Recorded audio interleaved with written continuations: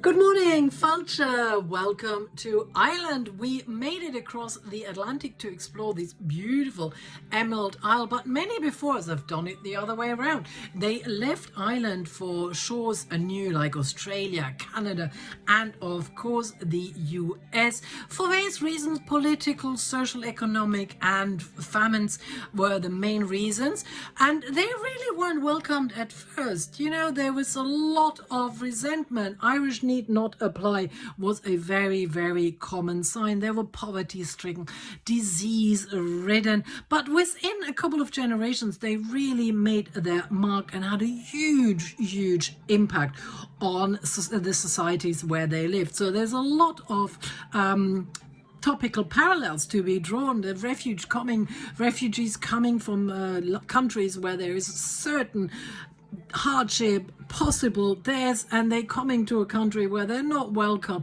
There's certain hardship, and you know, they're trying to find their way. The Irish were just the same, and today we're so proud of our Irish heritage if we have them. People like JFK, of course, one of the most famous, but it was over 22 presidents of the United States have Irish roots, including the Bushes, Roosevelt, Nixon, Reagan, and even Barack Obama. Neil Armstrong, who walked on the moon, Muhammad Ali, Jack Dempsey, Martin Luther King Jr., and of course an endless list of actresses and directors. John Huston, John Ford, John Wayne, John Travolta, and many more Johns. There was even Marilyn Monroe, Rita Hayworth, Judy Garland, Robert Mitchum, Gregory Peck. You really have to watch The Scarlet and the Black, of a wonderful portrait of Hugh O'Flaherty,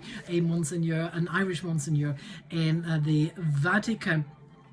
So there was so many positive impacts that the Irish have made on the whole of the world. You know, we're scientists, artists, writers, and of course politicians. But there is one lady I'm going to introduce you to which hasn't really made the most positive impact. Her name was Mary, which is not surprising. She came to New York in 1900. Her name was Mary Mallon, but you might know her better as Typhoid Mary.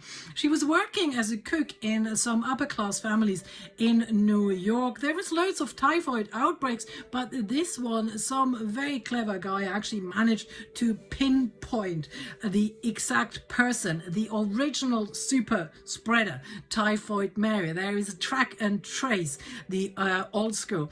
When they went to see her and said, look, we need some samples, you know, we need to test you, she went, no way, and chased them out of her kitchen with a carving knife.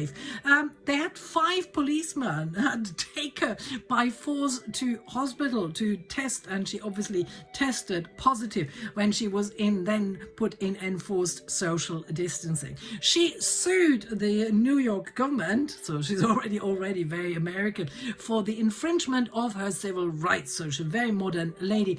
She did get released, but the condition was no more cooking, Mary. Stop with the cooking.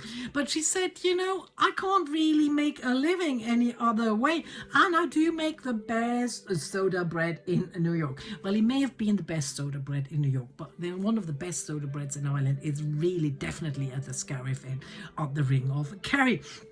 So eventually she changed her name to Mrs. Brown.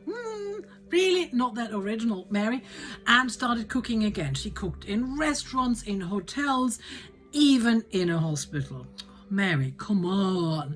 So she was arrested. She was in forced quarantine on a little island just off Brooklyn, where she spent the rest of her days, and died in 1938, having spent 25 years of her life in quarantine. She was completely asymptomatic and never for a minute believed that she should be forced in social isolation. So very topical. It's very difficult to keep track of these people and what to do if the civil rights are so much infringed. So see you later.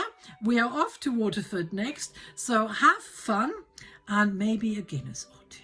Bye.